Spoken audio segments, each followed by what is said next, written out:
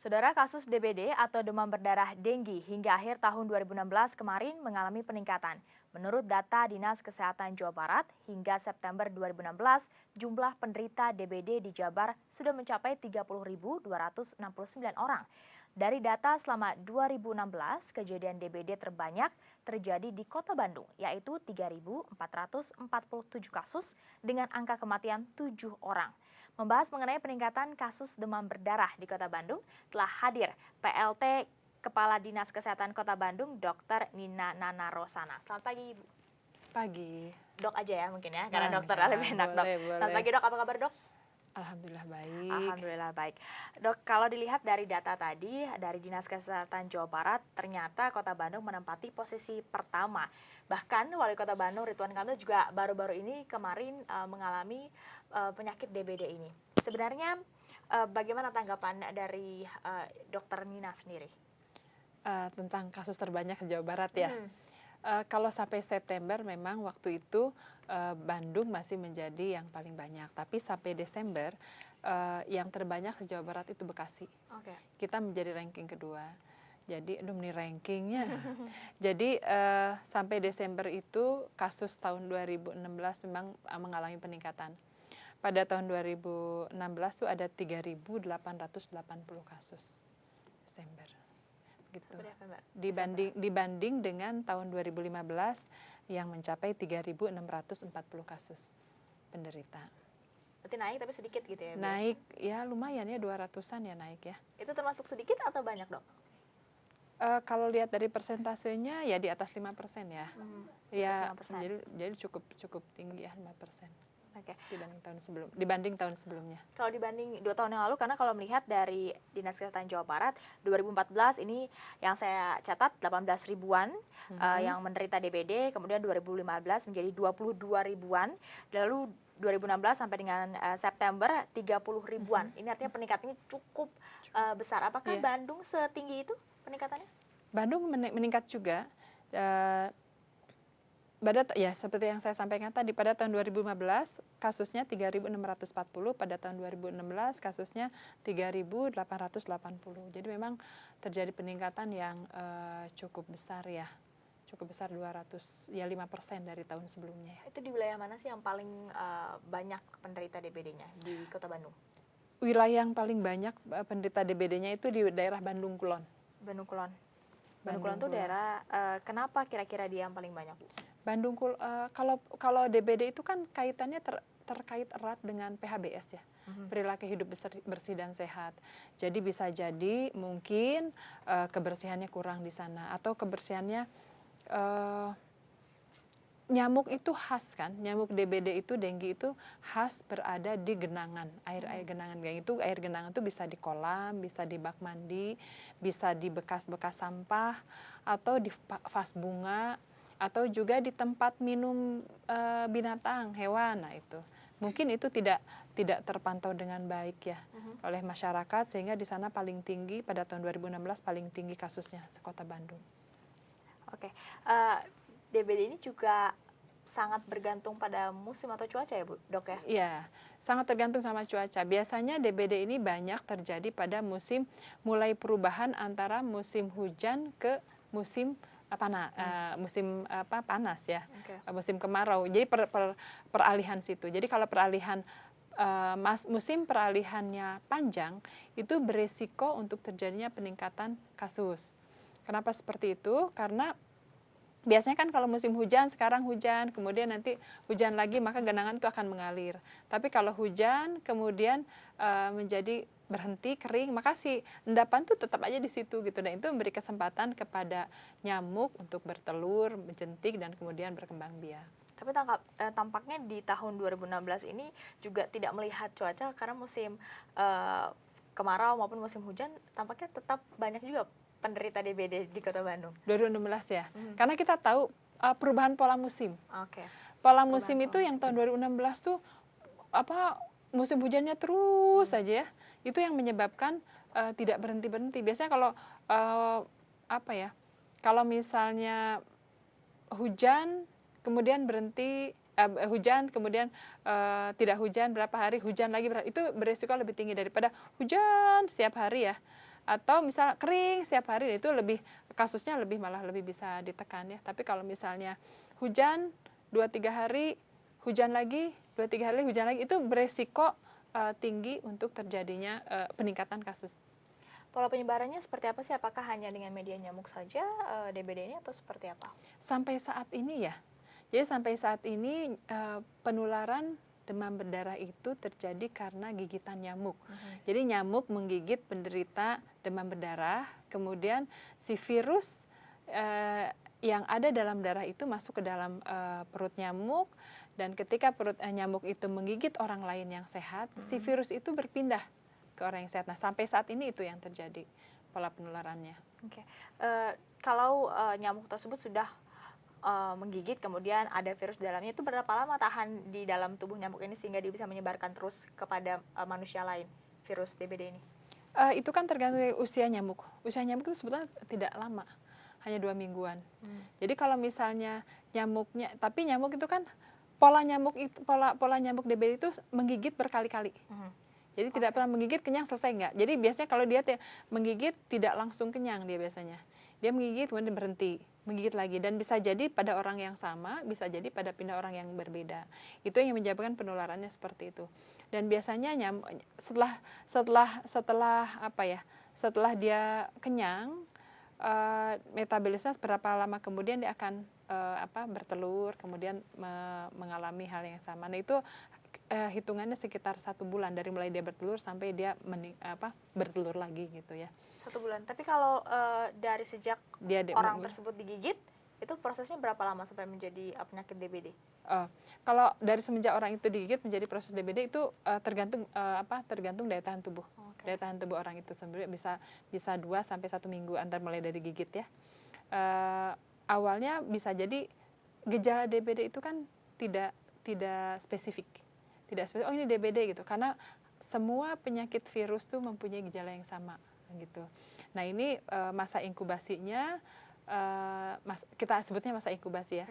Masa inkubasi dari penderita DBD mulai dari gigit sampai dengan dia kemudian menderita panas, itu tergantung daya tahan tubuh orang tersebut. Bisa jadi seseorang yang sudah digigit oleh nyamuk yang terkena virus itu bisa jadi sakit, bisa jadi tidak. Tergantung apakah daya tahan tubuhnya baik atau tidak. Kalau daya tahan tubuhnya baik, maka virus yang masuk ke dalam tubuh akan diserang oleh sel-sel yang akan menghancurkan virus itu, sehingga orang itu tidak akan sakit. Tapi kalau misalnya daya tahan tubuhnya rendah, yang disebut daya tahan tubuh rendah adalah sistem imunnya itu tidak baik. Jadi begitu virusnya masuk, sel-sel tidak bisa memakan virus itu, dan akibatnya sakit. Jadi kalau memang mirip seperti itu ya, kalau penyakit virus itu mirip-mirip. Jadi kapan kita harus waspada kira-kira, oh ini sepertinya harus diperiksakan untuk curiga kalau ini tuh DBD atau tidak gitu? Pada dasarnya semua penyakit virus itu bisa sembuh sendiri. Jadi teman-teman juga sudah para pemirsa tidak usah khawatir ketika aduh ini digigit nyamuk, banyak nyamuk DBD langsung gelisah. Ya. Yang paling pertama ketika kita temukan nyamuk DBD, berarti nyamuk DBD itu namanya Aedes aegypti. Ketika kita temukan nyamuk Aedes aegypti, berarti kita harus waspada di lingkungan kita tidak bersih gitu ya. Nah, ketika seseorang menderita sakit panas, maka dia harus waspada. Kita belum dapat memastikan secara laboratorium juga belum bisa memastikan apakah dia DBD atau tidak sebelum ada hasil laboratoriumnya. Jadi berlaku umum. Setiap ada yang penderita panas, yang paling pertama harus dilakukan adalah minum yang banyak. Minum yang banyak gitu. Setelah minum yang banyak, kemudian jangan lupa dikompres, karena khasnya penyakit demam berdarah ini, penyakit virus ini itunya tinggi, suhunya tinggi sekali, kadang sampai 40, 39 sampai tinggi sekali gitu. Nah kemudian diberi obat penurun panas, tapi jangan lupa minum terus banyak gitu. Tapi kalau setelah 3 hal itu dilakukan masih berlangsung sampai 3 hari. Dari mulai nggak enak badan ya, jangan dari mulai demam panas ya, masih tidak turun, harus segera dibawa ke fasilitas kesehatan. fasilitas kesehatan bisa ke puskesmas awalnya, nanti akan dilihat apakah ini virus biasa atau flu, karena seperti kadang-kadang flu-like syndrome gitu. Dari situ nanti petugas puskesmas akan melihat atau fasilitas pelayanan primer seperti klinik atau dokter swasta akan melihat apakah ini perlu dirujuk ke rumah sakit atau cukup pemeriksaan laboratorium kemudian kembali. Berarti hari ketiga yang perlu diwaspadai. Hari ketiga. Mulai pas badan lemes-lemes, nah itu. Ya. Baik, oke. Apa yang akan dilakukan Dinas Kesehatan Kota Bandung untuk menekan angka penderita DBD? Kita akan membahasnya usai jeda pariwara berikut ini. Tetaplah bersama Kompas Jabar. Terima kasih Anda masih bersama Kompas Jabar. Saudara, kita masih membahas tentang peningkatan kasus demam berdarah di Kota Bandung, di mana Kota Bandung menempati posisi kedua tertinggi jumlah penderita DBD di Jawa Barat. Masih bersama dengan saya Dr. Nina Manarosana, selaku PLT Kepala Dinas Kesehatan Kota Bandung. Dokter, apa usaha yang dilakukan oleh Dinas Kesehatan Kota Bandung untuk menekan angka penderita DBD agar dari peringkat pertama akhirnya turun ke kedua, nanti kira-kira akan ke peringkat mana lagi? Mudah-mudahan sih terus turun ya kasusnya, ini usaha bersama. Bahwa sebetulnya untuk menekan penyakit demam berdarah ini tidak bisa diselesaikan hanya oleh petugas kesehatan saja. Jadi ini karena memang kaitannya erat dengan PHBS, perilaku hidup bersih dan sehat, sangat tergantung dari peran masyarakat. Nah, apa yang bisa dilakukan oleh masyarakat? Itulah yang kami ingatkan kepada masyarakat yang namanya promosi kesehatan. Kita ingatkan lagi ke masyarakat bagaimana cara mencegah supaya demam berdarah ini tidak bertambah banyak. Nah, itu yang pertama. Pertama dengan penyuluhan. Penyuluhan yang kita dulu pernah mengenal 3M ya. Menguras, menyikat, menutup, mengubur. Ditambah melipat. Jadi sekarang udah 3M plus gitu ya. Jadi melipat pakaian, kan biasanya kalau pakaian baru dipakai sebentar kita gantung. Nah, atau anduk kita gantung gitu ya. Nah, itu tuh merangsang nyamuk bersarang di sana, berdiam di sana. Karena setiap tubuh kita kan mengeluarkan bau khas. Bau khas itu sangat diminati oleh nyamuk, sehingga nyamuk akan bersembunyi di situ. Itu yang kita ingatkan. Atau misalnya gunakan bantuan-bantuan lain, seperti misalnya kalau di rumah itu coba dibiasakan menanam bunga lavender, atau misalnya kita manfaatkan hal-hal kayak kulit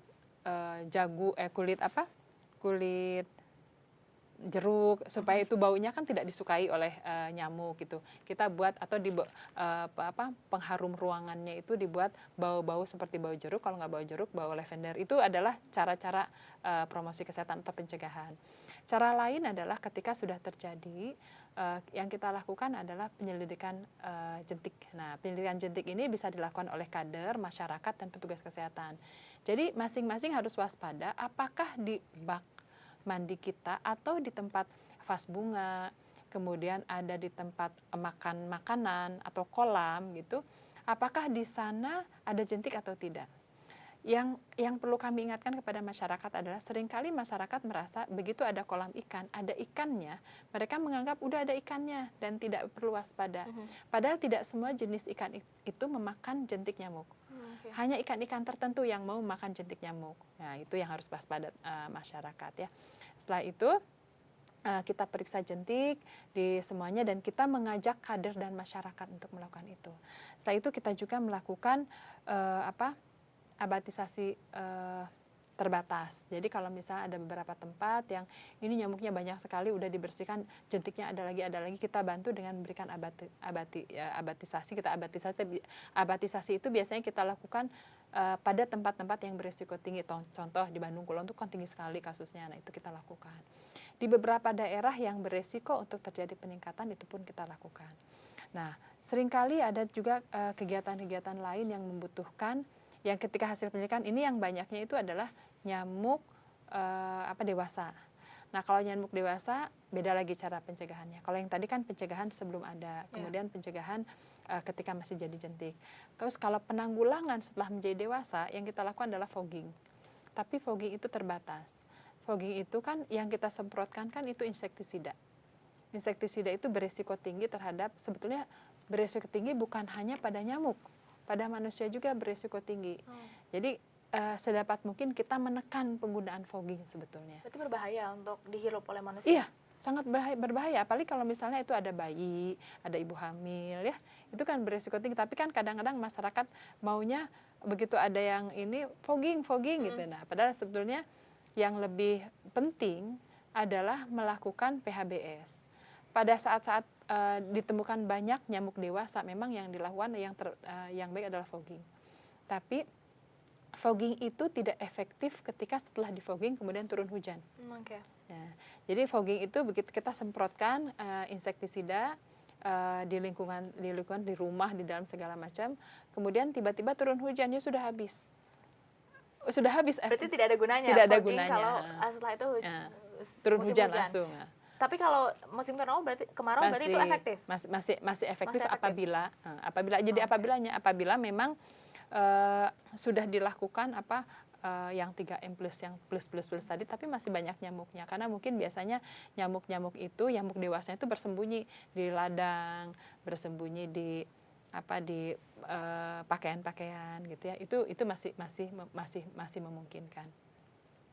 Yang perlu disadari oleh masyarakat, penyakit demam berdarah ini tidak bisa diatasi oleh fogging saja. Jadi yang lebih penting itu yang tadi, menggerakkan perilaku. Okay. Tapi kalau fogging ini apakah dari Dinkes sendiri memang melakukannya secara rutin, atau kalau ada laporan dari warga baru melakukan fogging? Kalau fogging itu harus atas kondisi. Jadi kita namanya ada yang penyelidikan epidemiologi. Jadi setiap ada kasus, biasanya kan masyarakat gelisah ketika ada yang meninggal, ada penderita kasus DBD, langsung minta fogging. Nah, kami tidak bisa langsung melakukan fogging, harus ada yang namanya penyelidikan epidemiologi. Nah, penyelidikan epidemiologi itu apa? Akan diperiksa rumahnya, rumah tetangganya, kanan, kiri, depan, belakang, apakah di sekitaran situ ada jentik atau tidak. Kalau misalnya memang ada jentik, jadi kemungkinan besar ada nyamuk dewasa di sana. Ketika ada nyamuk dewasa, barulah perlu fogging. Tapi ketika dilakukan penyelidikan epidemiologi, yaitu pemeriksaan jentik ke rumah yang bersangkutan, kemudian ke tetangga, kanan, kiri, depan, belakang, tidak ditemukan, kemungkinan besar bisa jadi tidak dilakukan fogging.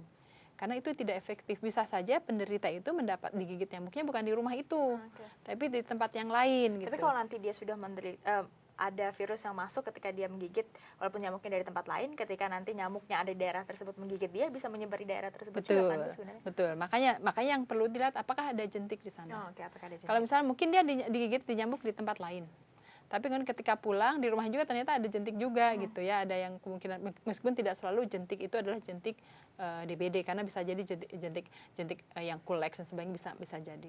Nah, itu dilakukan fogging. Oke. Apakah Dinkes sendiri memiliki kader-kader atau memonitor juga kader-kader di setiap daerah yang ada di Kota Bandung untuk melaksanakan program sosialisasi ini? Saat ini peran kader sangat baik sekali ya. Peran kader sangat baik sekali, bahkan untuk pemantau jentik ini bukan hanya kader.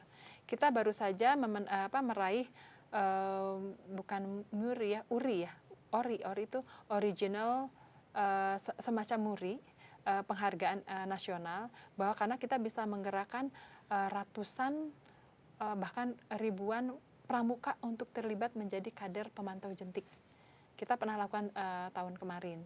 Jadi pemantau jentik ini bukan hanya dilakukan oleh kader yang biasanya kalau kita bilang kader tuh kebayangnya ibu-ibu dewasa dan sebagainya, tapi juga pramuka, karang taruna, mereka melakukan juga. Dan mereka berkoordinasi dengan puskesmas masing-masing. Nanti ada laporan, di sana dilakukan pemantauan jentik dan sebagainya. Oke, berarti semuanya termonitor ya, Insya Allah. Dok ya. Kalau vaksin dengue, saya pernah dengar tuh vaksin dengue ini apakah bisa menjadi solusi atau sudah mulai dipertimbangkan oleh Dinas Kesehatan Kota Bandung? Sebetulnya vaksin dengue itu masih dalam taraf penelitian ya. Jadi di tingkat nasional itu pun belum dijadikan kebijakan untuk menjadi faktor pencegah. Karena tetap bagaimanapun pencegah itu yang lebih baik adalah dengan yang PHBS itu. Jadi belum dijadikan program ya. Oke, karena memang perilaku PHBS ini yang menjadi inti dari penanggulangan atau pencegahan dari DBD ini, apa himbauannya untuk masyarakat Kota Bandung, Dok? Kepada masyarakat Kota Bandung, saya menghimbau kepada semua agar mari kita galakan perilaku hidup bersih dan sehat. Kita lihat lingkungan, lihat lingkungan sekitarnya, bagaimana kebersihan lingkungannya. Kaitannya dengan kasus DBD ini, lihat setiap kemungkinan adanya air yang tergenang. Bisa mungkin bak mandi kita, bisa mungkin di vas bunga, bisa di tempat makan atau di tempat minum hewan peliharaan kita, atau di kolam, atau di bekas-bekas gelas, bekas-bekas yang bisa menampung air.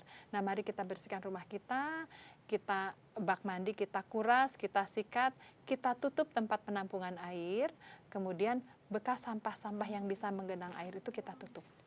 Baik, terima kasih Dr. Nina Manarosana. Semoga masyarakat juga semakin bisa berperilaku hidup bersih dan sehat. Sehingga penularan DBD ini semakin bisa ditekan jumlahnya. Yeah. Terima kasih Dr. Nina Manarosana selaku Sama-sama. PLT Kadinkes Kota Bandung. Saudara jangan kemana-mana, kami masih memiliki sejumlah informasi lainnya untuk Anda. Tetaplah bersama Kompas Jabar.